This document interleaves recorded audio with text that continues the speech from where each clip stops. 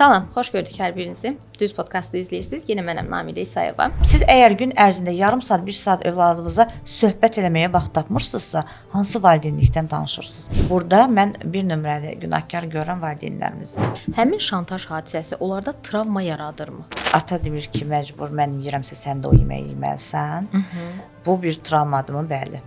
Kasıb ailənin qızı da istəyir ki, çox imkanlı yerə getsin və orada bir gün görsün. Bəzən olur ki, biz həmin sevdiyimiz insanlardan uzaqlaşırıq, soyuruq. Qorumağa çalışdığını düşünür, ancaq öz övladına belə travma yaşadır. Travmalarımızı qəbul edərək onlarla birlikdə yaşamağı öyrənə bilərik. Salam, xoş gördük hər birinizi. Düz podkastı izləyirsiniz. Yenə mənəm Namidə İsayeva. Bugün çox maraqlı bir mövzudan danışacağıq. Əslində uşaqlığımızdan ta bu günümüzə qədər bir yol gələcəyik.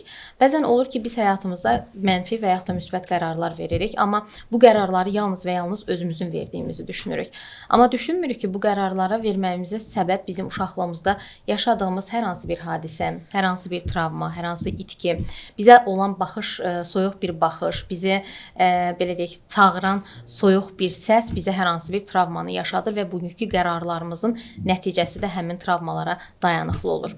Əslində travmalar unudulmur. Sadəcə olaraq bizim gələcək qərarlarımıza köklü şəkildə təsir eləyir. Elə bugün bundan danışacağıq. Gəlin baxaq ki, travmalarımız gələcək həyatımızda bizi necə idarə eləyir.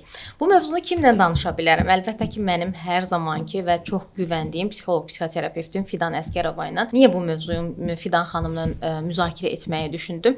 Çünki Fidan xanımın mütəmadi, belə deyək, yanında oluram. Seans nəticələrini bəzən birlikdə müzakirə edirik və bilirəm ki, Fidan xanım özü travmalı insanlarla, bu cür problemli, gələcəkdə verdiyi qərarların arxasında bəzən dura bilməyən, bəzən də yanlış qərarlarının əsl kökünü axtarmaq istəyən insanlarla çox istəyir və bugün də qərara gəldik ki, elə bundan danışaq.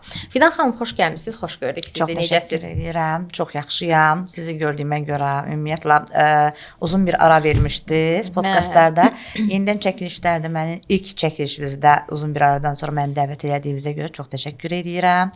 İnamınıza görə, güvəninizə görə xüsusi minnətdaram və elə bir mövzu seçmisiniz ki, həqiqətən demək olar ki, çox aktual, çox problemli.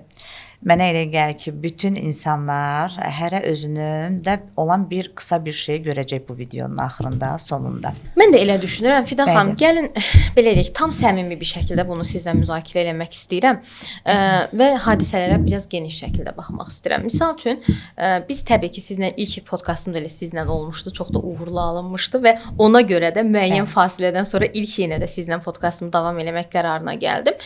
Gəlin bugünkü mövzumuza qayıtsaq, əgər travmalardan danışacağıq. Çox danışılır travmalar. Yəni hər kəs travmadan danışır. Amma dediyim kimi biz biraz buna böyük bir gözlə baxsaq, başqa bir daha böyük bir konspektdən baxsaq, əgər travma dediyimiz nədir əslində? Biz həyatımızda çox şey yaşayırıq və hər yaşadığımızı travma adlandıra bilirikmi? Bu sualı niyə verirəm? Çünki mən bugünkü gün bir çox ad altında ümumiləşmələr var. Məsələn, hər şeyi travmaya bağlayırıq, hər şeyi narsizmə bağlayırıq, amma bunları mən qəbul etmirəm. Yəni əslində baxaq, travma nədir? Hər şey mi travmadır bizim həyatımızda? Bilirsiniz, travma keçmişdə yaşansa da, gələcəyimizi idarə edir çox asan bir şəkildə. Bəzən olur ki, insan danışır. Məsələn, panik ataklarda daha çox travmalı insanlar olur. Danışır, çünki travma elə bir şeydir ki, gələcəkdə bədən bir yerlə, bir şeylə, bədənimizin bir ağrısı ilə özünü bir özə verir ki, artıq sən təmizlənməlisən. Və bu panik atak şəklində ola bilir, bu allergiya şəklində ola bilir. Stres o qədər çoxalır ki, travma artıq bizə bir siqnal verir. Bədənimizin bir siqnalıdır sanki. Və düz deyirsiniz, o qədər çoxalıb ki, adi bir şeyi də travma adlandırırlar. Günümüzdə də travmalarımız varmı? Var. Uşaqlarımız travma görürmü? Görür. Çünki çətin zəmanədir, dolanışıq rahat deyil, valideynlər işləyir, atalar, analar işləyir, övladlar evdə tək qalır. Çox uşaqlarımız telefonla oynayır. Telefonla müxtəlif iqralar var ki, onlar belə uşaqlarımızın beynində bir xəsər, bir yara, bir iz, bir travma qoyur. Desəz ki, travmanı başqa necə adlandıra bilərik? Mən travmanı başqa adlandırardım ki, gizli yara. Beynimizin gizli yarası. Sağalmayan yarası. Və mütləq şəkildə o yara sağalmalıdır ki, gələcəyimizi idarə etməsin. Fidan xanım, baxın, uşaqlara toxundunuz. Bəli. Birinci məsələ nədir? Travma bizim uşaqlığımızdan qaynaqlıdır. Yəni birinci sualım o olacaq ki, travma yalnız uşaqlıqda qazanılanlara mı bağlıdır, yoxsa böyük insanlar da yaş keçdikcə yaşına uyğun olaraq travmalar qəbul edirmi? Bu birinci məsələ. İkinci sualım nə olacaq sizə? Sən bu gün uşaqlığımızdan baxırıq ki, hər kəs travmadan danışdığına görə uşaqların həyatındakı hər şey sanki travma adlandırılır. Misal üçün, mənim uşağıma müəllimi layiq olmadığı qiyməti verdi və uşağıma travma yaşatdı. Yəni bu travmadır. Yəni bu qədər bəsit bir şey biz travma adlandırıb cəmiyyətə təqdim eləməyimiz nə dərəcədə doğrudur? Ailələr çox böyüdür. Düz deyirsiniz bunu və hal-hazırda təhsilimiz deyirlər ki, çox aşağı səviyyədədir. Nəyə görə? Artıq müəllimin ixtiyarı yoxdur ki, uşağı hər hansı bir tərbiyəsiz hərəkətinə görə bir danlaq mı eləsin, yüngül bir qoluna tutub sirkələsin, siz mənim uşağıma travma yaşatdınız. Axı bu travmadır. Biz onda belə çıxır ki, bu vaxta qədər bütün tanınmışlar, bütün siyasi liderlər, bütün həkimlər, müəllimlər, yəni bir vəzifəyə çatmış insanlar hər kəs travmalıdır. Belə bir şey yoxdur.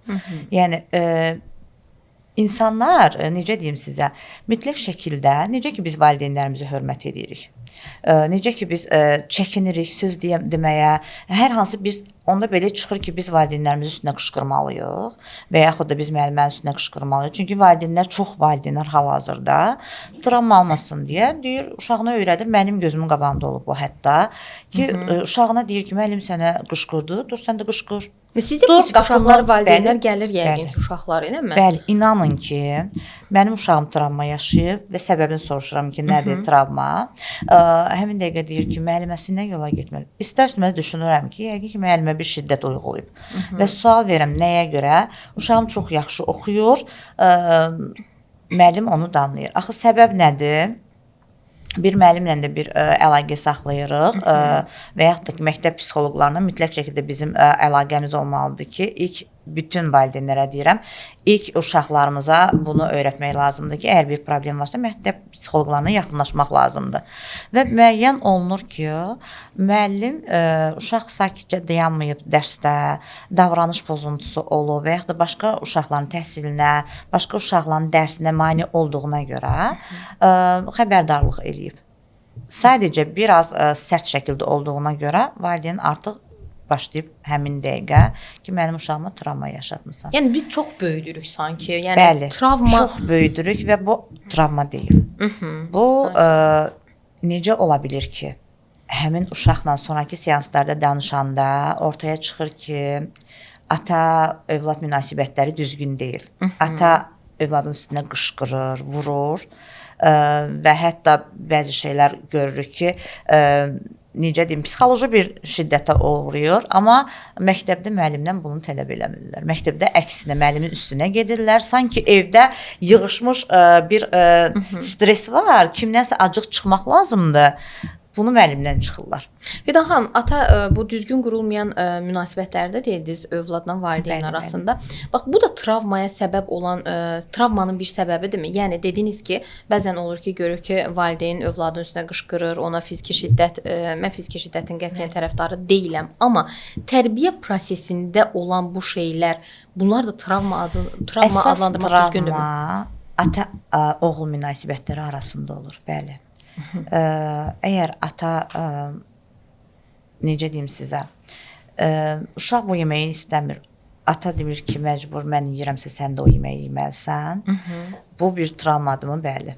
Bu uşağın gələcəyində artıq bir iz buraxacaqmı? Bəli, buraxacaq. Çünki gözün yaşı axa-axa istəmədiyi bir yeməyi, istəmədiyi bir geyimi və yaxud da ki, eşitmək istəmədiyi bir təhqiri uşaqlar, bəzən valideynlərimiz tənqidlə təhqiri aid eləyə bilmir. Axı bu təhqir uşağın beynində bir iz qoyur. Səhəri gün əgər məktəbdən sizə uşağın xasiyyətnaməsində bir problem yaradacaq bir cümlə olursa, direktor tərəfindən, müəllim tərəfindən, İnanın ki, bu sizin ailədə olan təhqirlər nəticəsindədir. Çünki gedib sinifdə hər hansı bir uşağı eyni təhqirlə, eyni söyüşlə təhqir edir və yaxud da çöldə, evdə özün sakit aparsa da ki, atadan, anadan bəzi uşaqlar qorxur. Amma çölə çıxanda, yəni başqa uşaqlarla ünsiyyətə, münasibətə girəndə həmin təhqirlərdən mütləq şəkildə istifadə edir. Çünki artıq onda bir iz var. Mən əzilmişəmsə, mən kimisə əzməliyəm. Bu cür bir yanaşma olur. O ki qaldı, siz bayaq sual verdiniz ki, travmanın yaşı olurmu? Yəni uşaqlar və yaxud da ki, böyüklər, travmanın heç bir yaşı yoxdur. Yəni bu gənc ailə qurmuş qızlarımıza da aid ola bilər və yaxud da ki, müəyyən bir ailə strukturu var. Analarımıza da təsir edə bilər, həyat yoldaşları tərəfindən olan bir travma, hətta övladı tərəfindən olan travmaları olan analar, atalar bilirəm. Yəni çoxdur belə şeylər. Yəni travmanın yaşı yoxdur. Uşaqlıqda ola bilsin ki, çox gözəl. Məsəl üçün bu yaxınlarda bir pasiyentim var idi. Deyir Fidan xanım, 18 yaşa qədər çox xoşbəxt olmuşam. Ailə qurduğum gündən bir həftə çox xoşbəxt olmuşam. Ondan qalan günlər mənim həyatım çox travmalı keçib. Amma bir də var ki, bir yazı gəlib məsəl üçün bu yaxınlarda mənə. Fidan xanım, mən çox pisəm, 20 yaşım var, ailəliyəm və qaynanam mənə travma yaşadır. Sual verim ki, travma nəyə deyirsiniz, nədir? Bağ evini mənə vermir. Bu travmadırmı? Bu travmadırmı yəni? Bu təsəvvür edin ki, həmin xanım üçün bu bir travma şəklində mənə deyir ki, qaynanam mənə bağ evi vermir. Tək ki, hər kəsin travması da belə olsun. Tək ki, belə problemlərdən travma yaşasınlar. Travma nədir? Travma sevdiyin insanı itirməkdir. Travma şiddətdir. İstər psixoloji, istər fiziki şiddətdir. Travma təhqirdir və bu təhqirlərin ardı arası kəsilmədən davamlı sürədə olan bir təhqir travmadır. Psixoloji şiddətdir. Bəli. Bu çox önəmlidir məncə. Psixoloji, fiziki şiddət hər ikisi travmadır və biz nədənsə cüzi bir şeyi də artıq travmalaşdırırıq, böyüdürük beynimizdə. Ola bilər ki, bəlkə mənim bir problemim var, bir travmam var, özümə görə olan bir travmadır. Amma siz onu travma kimi baxmaya bilərsiniz. Yalnız onun kökünə getdikdə, araşdırdıqda baxırıq ki, həqiqətən də bunun kökündə bir yaşanmışlıqlar var. Məsəl üçün, xanım deyir ki, mənim qaynanam mənə bağ evi vermir. Bunu travma şəklində deyir. Araşdırırıq, keçmişinə baxırıq, uşaqlığına baxırıq həmin xanımın və başa düşülür ki, çox kasıb bir ailənin qızıdır və həmin qızı ərə verirlər ki, sırf gün gör, biz gün görmədik və imkanlı ailədir. Bura getsən daha yaxşı olar. Mən elə buradan valideynlər də onu demək istəyirəm ki, qızınıza ərə verəndə, oğlunuza qız alanda öz səviyyənizə uyğun, öz təbəqənizə uyğun bir insan tapın. Çünki çox imkanı olan insan deyir ki, çox kasıb bir qız alım, onun üstündə hökmranlıq göstərim. Çox kasıb ailənin qızı da istəyir ki, çox imkanlı yerə getsin və orada bir gün görsün. Təbii ki, orada gün görməyəcək. Çünki məqsəd başqadır. Bəli. Yəni indi çoxluq deyə bilər ki, belə deyil. Çoxluq deyə bilər ki, yox, biz kasıb yerdən qız almışıq, amma çox gözəl də baxırıq. Elə ailələrimiz də var. Amma ümumilikdə təcrübəm bunu göstərir ki, ümumilikdə çoxluq sırf təbəqə söhbəti edir və dəfələrlə gələcək həyatlarında istəyir həyat yoldaşı tərəfindən, istəyir qaynana tərəfindən, istəyir baldız tərəfindən, qohumlar tərəfindən dəfələrlə başa vurulur ki, bəli, sən kim idin ki? Hardan çıxmısan, gəlmisən bəli, kimi. Bəzən belə bir cümlə var, deyirlər ki, bir çıxdığın yerə bax, bəli, bir gəldiyin yerə bax, gör kimi bəyənmirsən. Bəli, baxın, travma orada başlayır artıq və intiharlar davam edir. Bir növ bir qolu gəlir, çıxır intiharlara və övladını göz önünə almayan xanımlarımız var ki, o qədər çəkir ki, artıq dözə bilmir, övladı belə görmür, özünə qəsd edir və yaxud da ki, bir intihar edir.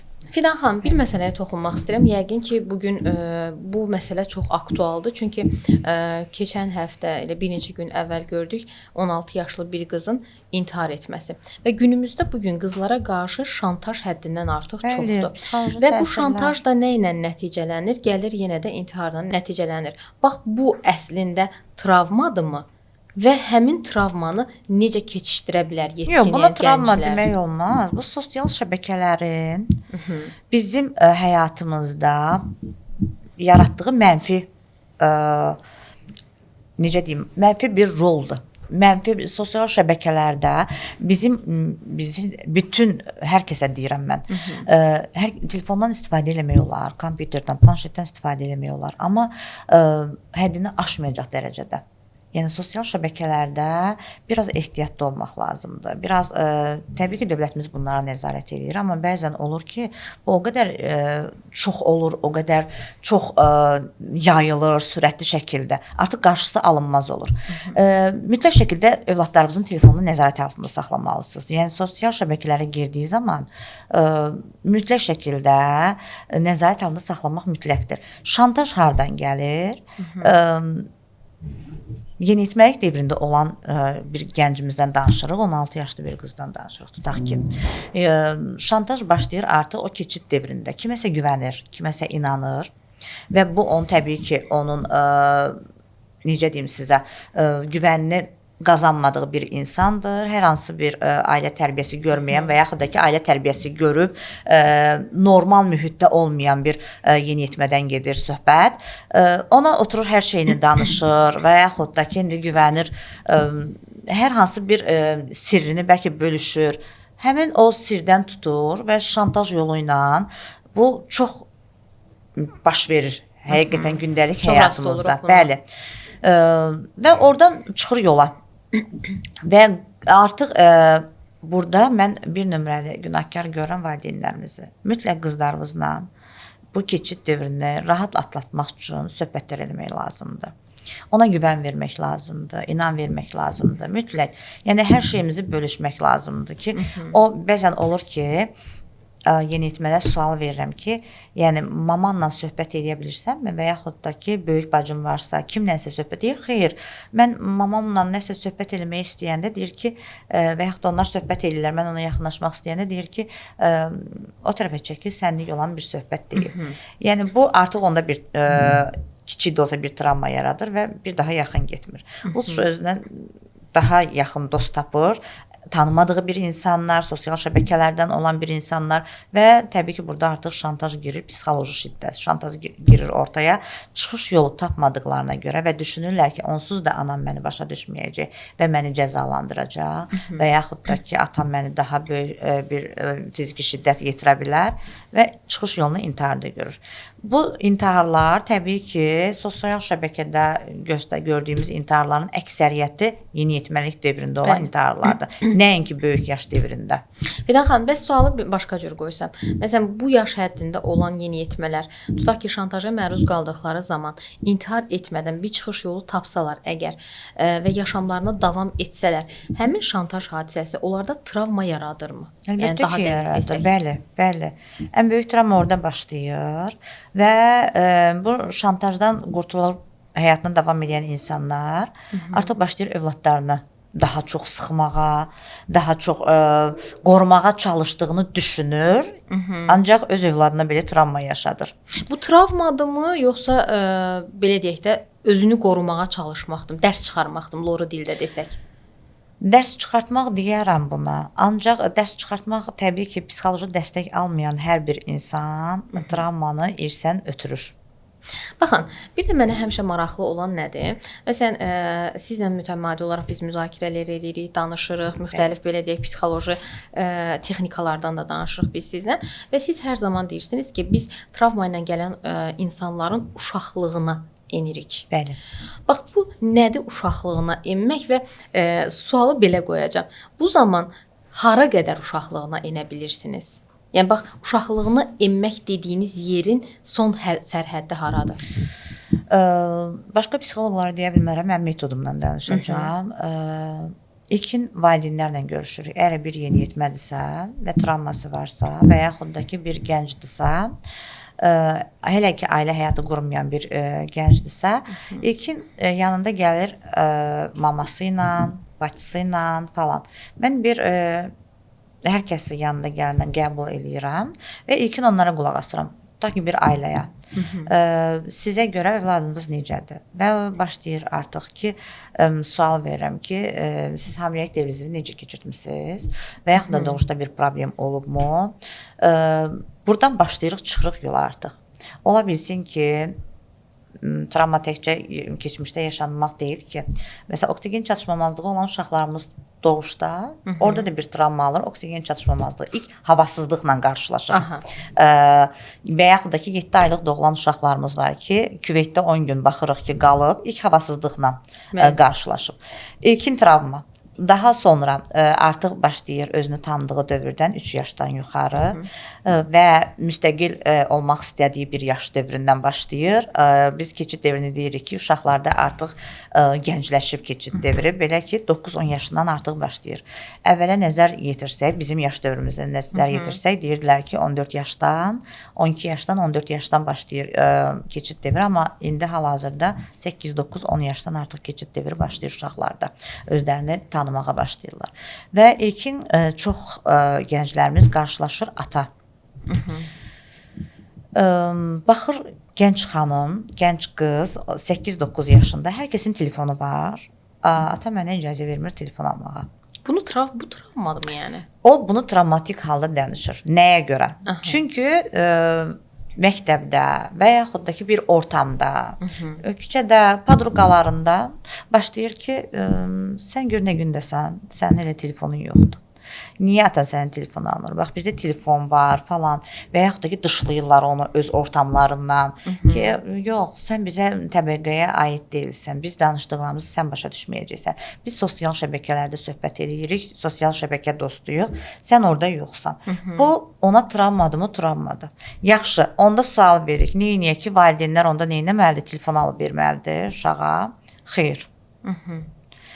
Başa salmaq lazımdır ki, onun ailəsi başqa cür ola bilər. Bizim ailəmiz budur. Bizim ailəmizdə bir tərbiyə metodumuz var. Yəni, hər ailə bir deyil.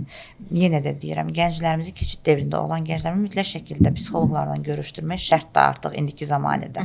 Çünki o qədər yan təsirlərimiz var ki, o qədər ətrafdan bizə, övladlarımıza təsirlər olur ki, mütləq, yəni bu barədə bir tədbir görmək lazımdır. Sizin düşüncənizdən, valideynin düşüncəsindən hal-hazırda böyüyən uşağın düşüncəsi eyni deyil. Ona görə də o yan təsirlər övladımızda travma yaratmaması üçün, yəni mütləq ailə terapisti kimi və yaxud da ki, bir psixoloqla görüşmək lazımdır və o psixoloq mütləq şəkildə başa salmalıdır ki, hər bir ailənin öz strukturu var. Ola bilər ki, onun ailəsi daha müasir və yaxud da ki, ona xoşdur övladında bir telefon versin və yaxud ona xoşdur sosial şəbəkələrdə bir sayt açsın, onu idarə eləsin, amma bizim ailəyə ziddir. Yəni bizim ailədə olmamalıdır. Bizim ailədə daha çox təhsil önəmlidir. Bizim ailədə çünki biz elə bir ölkədə yaşayırıq ki, bizim milli mənəvi dəyərlərimiz var və onu qorumalıyıq. Həm də belə deyək də, müəyyən mənada mənə görə valideyn övladına aşılamağı bacarmalıdır ki, misal üçün, mən bir müəllim ailəsiyəm və mənim aylıq gəlirə dolanan bir ailəyəm, maaşla dolanan bir ailəyəmsə, sən bunu o qədər başa düş salmalıdır ki, övladına. Yəni, həmin övlad gəlib ondan mənim sinif yoldaşımın 3000 manatlıq iPhone-u var, mən niyə 3000 manatlıq iPhone işlətmirəm formasında, yəni özünü aşağılanmış qəbul etməməlidir. Yəni. Biz valideynlərlə danışdığımız sürədə baxın, nəzər yetirsəz, əksər psixoloqlar yeniyetmələrlə işləmək istəmir. Çünki nəyə görə? İlk valideynlərlə işləmək lazımdır. Və valideynlərlə işlədiyimizdə, ay doktor, siz nə danışırsınız? Mənim vaxtım var, oturum övladımla danışım. Səhər gedirəm işə, axşam yorğun gəlirəm, bütün əsəblərim pozulur, atasız uşaq böyüdürəm və yaxud da ki, atası var, atası da yorğun gəlir. O bizi başa düşməlidir. Biz onun üçün qazanırıq, onun əyninə, onun yeməyinə. Ay balam, bu sevgi deyil axı. Siz necə başa salım? Siz əgər gün ərzində yarım saat, 1 saat övladınıza söhbət eləməyə vaxt tapmırsınızsa, hansı valideynlikdən danışırsınız? Sadəcə qazanıb, gətirib, o uşağın əynindən başına, o uşağın yeməyini vermək valideynlik deyil. Yəni təmin eləmək valideynlik deyil. Təminat təkcə valideynlik Maddi təmin edirsiniz, mənəviyyatı qalır. Bəli. Yaxşı, mənəvi təmin edəcəksinizsə, maddiyyatı qalacaqsınızsa, lütfən qoy o qalsın. Siz mənəvi uşağınızı doyuzdurun ki, gələcəkdə ac olmasın, mənəvi ac olmasın. Bəli. Fakt bu gün deyən ki, mən bağ evini mənə vermir qaynanam və bu mənim üçün travmadır. Evdə neçə dəfə dava salmışam, sonra yoldaşımdan üzr istəmişəm, məni bağışlayıb. Yəni bu həqiqətən baxırsınız ki, mənəviyyatı qıt. Valideyn vaxtında zaman ayırmayıb, söhbət eləməyib ki, bizim dəyərlərimiz nədir, biz əsasən nəyə önəm verməliyik. Maddi cəhətdən o qədər doyuzdurub, mənəvi cəhətdən zəif qaldığına görə hər şeyi maddiyyatda görür. Onun üçün önəmli deyil, o məndən böyükdür, mən ona hörmət eləməliyəm və yaxud da düşünmür ki, mən ondan niyə bağ evi tələb eləməliyəm. Həm də bu ailədir. Nəyə görə? Yəni ailə olduğun halda bu tələb niyə ortaya gəlməlidir ailə olsa ki? belə, yəni bizim heç birimizin ixtiyarımız yoxdur ki, ata evinə deyək ki, atamıza ki, bu ev mənimdir. O atamın evidir. Və yaxud da ki, qaynanama deyim ki, o bağ mənimdir. Sən bir dənə oğlun var, o bağı bizə verməlisən. Yəni bu nə dərəcədə Biraz düzdür? kobud səslənəcək, amma biraz acgözlükdür məncə. Mən deyərəm ki, mənəviyyatı boş olan insanlar. Acgözlükdür. Zaten mənəviyyatı dolu olan insanlarda da acgözlük Bəli, çünki valideynlər vaxt ayırmırlar övladlarına ki, onları mənəvi cəhətdən doyuzdursunlar. Hal-hazırda böyüyən əksər yeniyetmə mənəvi acdır. Fidan xanım, ümumiləşdirsək, əgər ümumi sual versək, bizim travmalarımız gələcək qərarlarımıza necə təsir göstərir? Gələcək qərarlarımıza mütləq şəkildə təsir göstərir. Sual verirəm ki, panik atak gəlir xəstə. Sual verirəm ki, hardasa nəsə çox böyük bir stres, bir travmamız var. Fidan xanım, olub heç bu barədə danışmaq istəmirəm. Keçmişdə olan bir hadisədir. O keçdi, getdi, bitdi. Elə mən onu soruşacaqdım ki, bəzən tez-tez deyirik, keçdi, getdi. Travmalar keçib gedirmi? Travma, baxın, axır vaxtlar çox sosial şəbəkədə qarşıma çıxır. Travmaları bir dəfəlik təmizləyirik adı ilə. Belə bir şey yoxdur. Travma tamamilə beynimizdən silinmir. Sadəcə yüngülləşir. Sadəcə biz çevrilib arxaya o travmalarımıza baxdıqda bizi əvvəlki qədər incitmir. Amma travma, yəni belə deyim sizə, bir personal üzərindən danışaq, bir kiçik bir misal üzərindən danışaq məsəl üçün.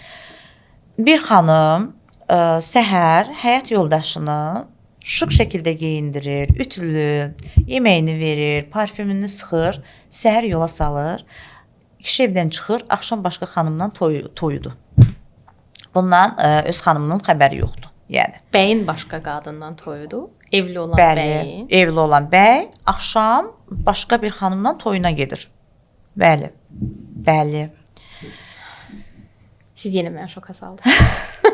Yəni siz bu münasibətləri çox müzakirə eləməyi sevmirəm, amma bu xəyanət mövzusunda hər türlüsü eşidiləndə, bəli. Amma evli olula gedib təkrar evlənmək biraz, yəni bu artıq aşdı. Bəli, və bir neçə gün evə gəlmir ki, səbəb də eləyir ki, nəsə onda bir günahkar birinə salır. Sən mənə nəyisə düzgün demədin, onu sən danışıqlı bilmirsən, davranışını bilmirsən, məni bir neçə gün görməyəcəksən. Halbuki toyu oldu, bir neçə gündə oradakı xanımın yanında qalmalıdır və bunu xanım 2 il sonra bilir. Ki, həyat yoldaşı başqa bir xanımla toyu çaldırıb, toyu olub. Yəni, bunu bütün qohum-əqrəbələr də gizlədir. Yəni, baxın, indi mən burada necə deyim ki, bu travma deyil. Aha. Bu ciddi travmadır. Yəni, ona hər birimiz bilsək, çox ciddi bir travmadır. Və yaxud da, xanım xarici ölkədə yaşayır və evini, işini silir, təmizləyir, hər şeyini qaydasına qoyur və başqa gəlir Azərbaycana ki, anasının, atasının yanına. Orada olan bəy, həyat yoldaşı, başqa bir xanımla evlənir. Yəni, evlənir deyəndə başqa bir xanım gətirir evinə, onunla yaşamağa davam edir və buradakı həyat yoldaşına deyir ki, gəlmə, mən səni qəbul eləməyəcəm. Və xanımın travmasına baxın, Fidan xanım. Mən evimi çox gözəl təmizlədim. Nəyə yanır? Əməyinə yanır əslində. Evimi çox gözəl təmizlədim. Hətta inanın mənə, yataq örtüyümü də dəyişdim, tərtəmiz. İndi siz nə düşünürsünüz? Həmin mən gəldiyim gün həmin xanım mənim yatağımda yatıb görəsən. Yəni o qədər bizə görə bu travma olmaya bilər. Biz düşünərik ki, burada bir şey yoxdur da, yəni. Amma Yox, o məncə xanım travma da axı. o qədər onu danışır ki, həqiqətən, yəni mən belə psixoloq olsam təsirlənirəm. Yəni qadınlarımıza əsla hər hansı bir kişi tərəfindən, lap həyat yoldaşlarımız tərəfindən arxadan vurulmağına razı deyiləm. Mən xanımlarımıza nəyə məsləhət görərəm? Tamam. Hər birimizin həyatında ağrılı, acılı günlər olur. Travmalı günlər olur. Amma mütləq şəkildə güclü olmaq lazımdır. Bir başa düşürəm. Travma alan insan necə güclü olmalıdır? Dəstək almalıdır. Hər bir şəkildə. Özünü sağalda bilməzmi? Xeyr. Çünki ətrafında ona dəstək verə biləcək insan olmur. Ailə tərəfindən dəstək almır.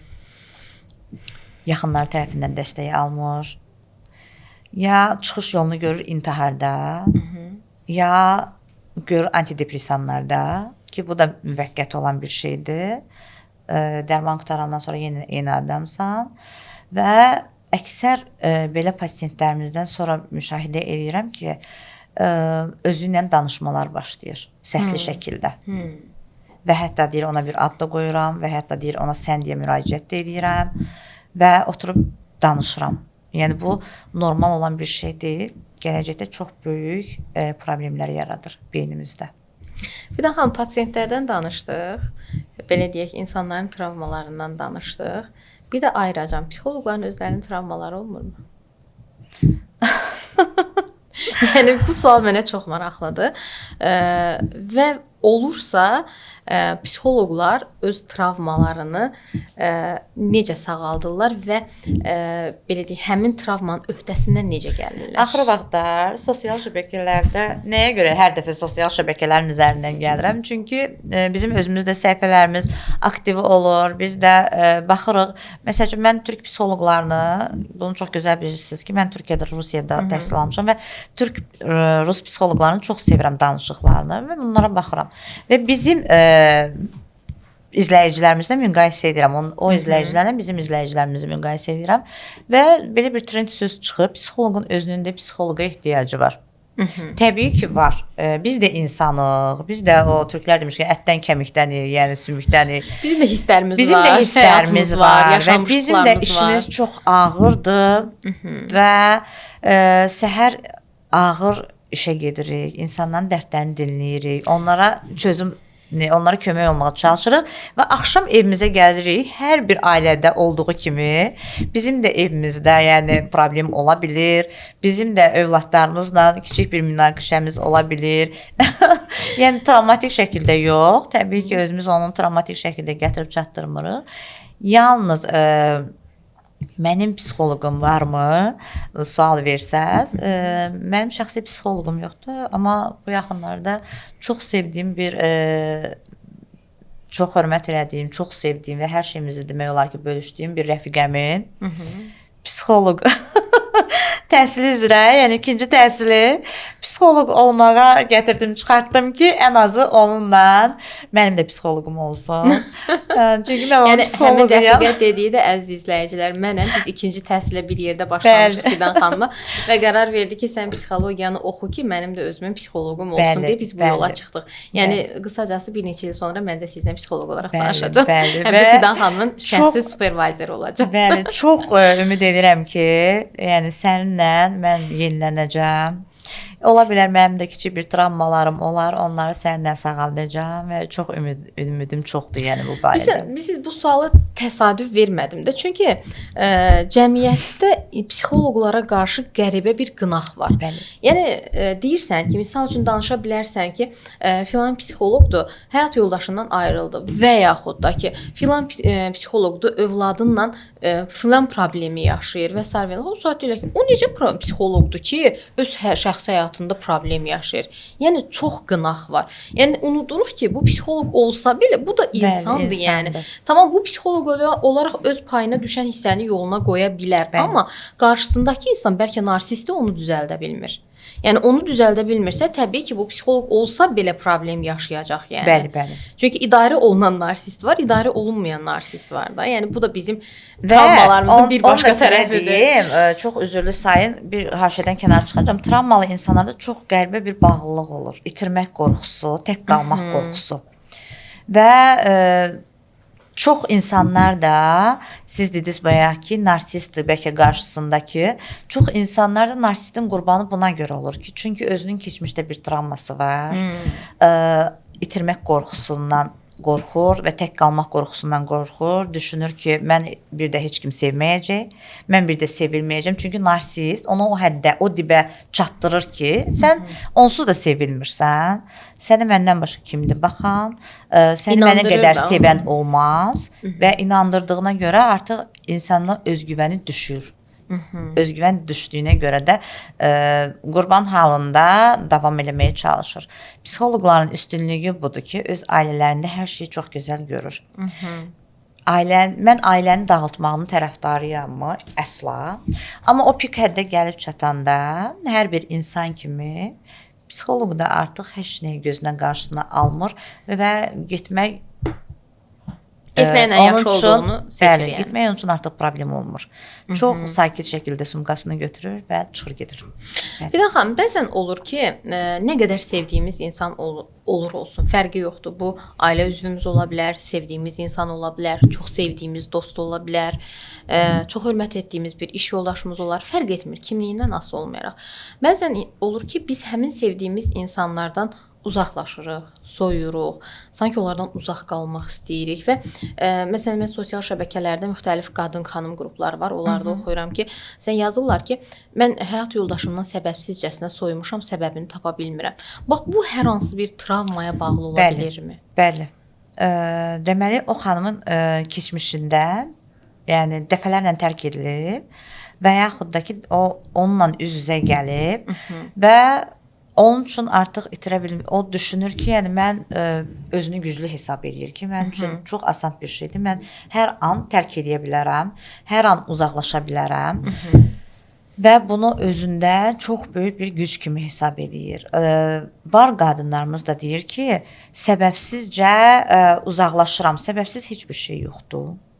Ola bilsin ki, necə deyim, həmin qrupda özünü bəlkə də göstərmək istəmir və ona bir ad qoymur. Baxırıq ki, bəzən olur ki, gizlətməyə çalışırlar, bəzən olur ki, öz günahını örtbasdır edir, qarşı tərəfi günahkar çıxartmağa çalışırlar. Belə şeylərlə çox, yəni rastlaşırıq. Məsəl üçün, ailəsi dağılmaq üzrədir, sual verir ki, nəyə görə boşanmalar olur, nəyə görə boşanmaq istəyirsiniz, ailənizi dağıtmaq istəyirsiniz və inanın mənə, qarşı tərəfə içimdə bir dənə belə qıcıq yaranır məndə. Amma qarşı tərəfi dinlədiyimiz halda görürük ki, tam tərsiymiş. Yəni belə hallar da çox baş verir. Sanki psixoloqu da aldatmağa çalışırlar. Biz axı mimikalardan, jestlərdən bunu başa düşürük və nədənsə şübhələndiyimiz zaman tələb edirik ki, bir ailə terapiyası, hal-hazırda elə boşanmamısınız. Bəlkə bir ailə terapiyası biz mütləq şəkildə sizi bir araya gətirək, bəlkə barışmaq istəyirsiniz. Deyir, olar. Deməli, içində barışmaq istəyir, sadəcə bir don geyinir özünə və özünü haqlı qarşı tərəfə. Bu eyni anda, necə deyim, kişilərimizə də aiddir. Yəni, kişilər də var ki, özünü mükəmməl şəkildə gəlir, oturur və əvvəlcədən xanım mədik, Fidan xanım, inanın, baxın, mən sizə danışıram bunu. Siz mənim bəyimlə danışanda özünüz belə həsrət yapacaqsınız ki, bu cür kişini, yəni siz necə narazısan da, həqiqətən də kişi gəlir, oturur. Elə gözəl danışır, elə gözəl manipulyasiya eləyir. Baxıram ki, mən psixoloq ola-ola məndən qat-qat çox bilir də, yəni adamın təcrübəsi çoxdur. Elə gözəl manipulyasiya eləyir, amma istər-istəməz peşəmiz öz sözünü deyir və görürük ki, bir yerdə özünü açıq buraxır. Ən cüzi bir kəlməsində ola bilir, ən cüzi bir hərəkətində ola bilir ki, həmin dəqiqə anlayırıq ki, bir yerdə özünə ələ verir artıq. Özünə ələ verir. Fidan xanım, bir də mən insanları həmişə müşahidə eləyəndə bəzən baxıram ki, bəzi insanlar çox şəndir, hər zaman pozitivdir, gözəl əhval-ruhiyyədədirlər. Sanki bu insanların heç vaxtı problemi yoxdur. Bir qrup insan da var ki, çox qapalıdır, sakitdir, içinə dönükdür. Yəni Bəli. bu insanı həmişə güclü görürsən, həmişə çox belə deyək, stabil görürsən və sanki adamın belə deyək də heç nə ilə bölüşmək istədiyi bir şey də yoxdur. Bax bu iki qrup insan arasındakı hansında daha travma çox rol oynayır yəni? Xoşbəxt insanlarda daha çox Xoşbəxt insanların heç mi travması yoxdur yəni? belə deyək də, xoşbəxt insanlarda Xoşbəxt görünən deyək. Çünki hər kəs tam xoşbəxt deyil. Xoşbəxt görünən yox, insanlar. əvvəl xoşbəxt insanları deyim ki, xoşbəxt insanlarda ailədə sevgi dolu böyüyürlər. Onlar artıq bilirlər sevgi nədir. Xırda travmalar onlara təsir eləmir. Təbii ki, hər kəsin travması var, amma o qədər sevgi dolu bir ailədə böyüyüb ki, o öz sevgisini ətrafa da saçır. Amma bir də var sizin kimi qapalı, özgüvənsiz, siz dediyiniz kimi də qapalı, özgüvənsiz və daim çalışmaq istəyir, özünü göstərmək istəyir, ətrafa özünü sübut eləməyə çalışır. Bu uşağın, bu insanın uşaqlığına getsək, baxırıq ki, ailədə sən bacarmazsan, səndə alınmaz, sevgisiz bir ailədə böyünür və bu sözləri tez-tez eşidir. Onlar daim ətrafa özlərini sübut eləməyə çalışırlar. Həm də Fidan xanım sözünü kəsmək kimi olmasın. Olur onların belə ciddi vəzifə axtaran, hər kəsə özünü göstəriş belə də təqdim edən bir insan tipi. Həm də mən belə başa düşürəm ki, o tip insanlarda uşaqlıqda ki, valideyn sevgisi görmədiyinə görə də valideyn sevgisindən kəsat qaldığı üçün mütəmadi olaraq nəinki ətrafa, elə o başlayır birinci öz ailəsinə özünü sevdirmək çabalarından deyək də. O qədər cəhd eləyir ki, valideynləri tərəfindən rəğbət qazansın, valideynləri tərəfindən sevilsin. Nəinki valideynlər, ətrafı. Məsələn, birinci hər şey valideyndən, ailədən başlayır deyiriksə, mənə görə o içə dönüklük, qapanlıq ki, bu travmadan qaynaqlı gəlirsə, birinci elə özünü ailəyə sevdirmək cəhdlərinin travmasından gəlir də ki, insan o qədər cəhd edir ki, ailə onu nə vaxtsa təqdir eləsin, nə vaxtsa desin ki, bəli, sən bunu bacarırsan və sevgi görsün və sonda gəlir mütəmmadi olaraq şəxsiyyət kimi formalaşdıqdan sonra belə insan başlayır mütəmmadi olaraq o qədər müsbət şeylərə, biz həmişə müsbətin tərəfdarıyıq, amma o qədər özünü göstərməyə çalışır ki, yenə də indi də ailəsindən ala bilmədiyi sevgini kənardan ala bilsin. Məncə belə olur yəni. Və hər kəsə ilk mən, sonra ailəm, ilk mən, sonra dostlarım, ilk mən, hətta elə insanlarda qıcıq yaranır onun yanında kimsə tərifləyəndə, hansısa xanımını mı, dostunu mu təqdir edəndə onlar kiminsə işığı onu narahat edir yəni. Bəli, ilk onun işığı söndürməyə çalışırlar ki, mən olduğum yerdə sən işıq saça bilməzsən kimi yanaşma. Başqalarının işığından narahat olur. Sonda Namidə xanım bir söz demək istəyirəm. Bayaq bir söz istifadə elədiniz ki, cəmiyyətdə psixoloqa sanki bir aqressiya var psixoloqa qarşı. Mən kiçik bir söz deyəcəm buradan. Hər kəs eşitsin istəyirəm. Bütün savadlı dünya görüşü, təbii ki, bizdə nəzəriyyə yox, əsas praktikadır. Bütün praktikası olan, savadlı, sayılan seçilən, nə bilim, hörmətli psixoloqlar adından danışmaq istəyirəm ki, psixoloq qaranlıqda bir işıqdır. Sanki bir tunel gedirsiniz, qaranlıq bir tunel və sizin bir fənərə ehtiyacınız var və həmin psixoloq həmin dəqiqə sizi o qaranlıqdan çıxardan bir fənərdir. Qaranlıqdan çıxardandan sonra onsuz da ehtiyacınız olmayacaq psixoloqa. Yəni cəmiyyət bu qədər aqressiv yanaşmasın. Yaxşı, savadlı, həqiqətən işinin peşəkarı olan psixoloqlarımız çoxdur. Fidan xanım, çox sağ olun. Təşəkkür edirəm gəldiyinizə görə, vaxt ayırdığınızə görə. Sizinlə həm burada, həm buradan kənar, həm söhbət olmaq həmişə xoşdur. Özünüz bilirsiniz ki, bizim o qədər müzakirələrimiz olur əziz dinləyicilər. Biz Fidan xanımla o qədər hər şeydən danışırıq ki, və inanın ki, biz bu heç bir şeyi əvvəlcədən Fidan xanımla planlaşdırmırıq. Yəni bunu danışacağıq, onu deyəcəyik yox. Biz gündəlik danışdığımız söhbətləri elə sonra da podkastımıza daşıyırıq ki, biraz sizləri də belə, sizlər də eşitmiş olasınız. Mən təşəkkür edirəm, vaxt ayırdınız, gəldiniz. Sizi burada görmək hər zaman xoşdur. Düşünürəm ki, yenə də biz sizi burada görəcəyik. Belə, əziz tamaşaçılar, bu podkastımızın da sonuna gəldik, çatdıq. Fidan xanımla birlikdə biz travmalarımızdan danışdıq və travmalarımızın bizim həyatımıza olan təsirini biraz araşdırmağa çalışdıq. Nə qədər bunu bacardıq, siz rəy verəcəksiniz. Təbii ki, bizi bəyənərək, rəy yazaraq fikirlərinizi bildirəcəksiniz. Amma bir gerçəklik var ki, biz keçmişimizi dəyişdirə bilmərik. Sadəcə olaraq keçmişimizdə aldığımız travmalarımızı qəbul edərək, onları belə deyək, yüngülləşdirərək, onlarla birlikdə yaşamağı öyrənə bilərik. Düşünürəm ki, sizin üçün faydalı mövzulara toxuna bildiksə, nə xoş bizə. Mən sizinlə sağollaşıram, çalışın, özünüzü qoruyun, ürəyinizi qoruyun və xoşbəxt olmağa çalışın. Hər şeyə baxmayaraq xoşbəxt olun. Növbəti podkastlarda görüşərik.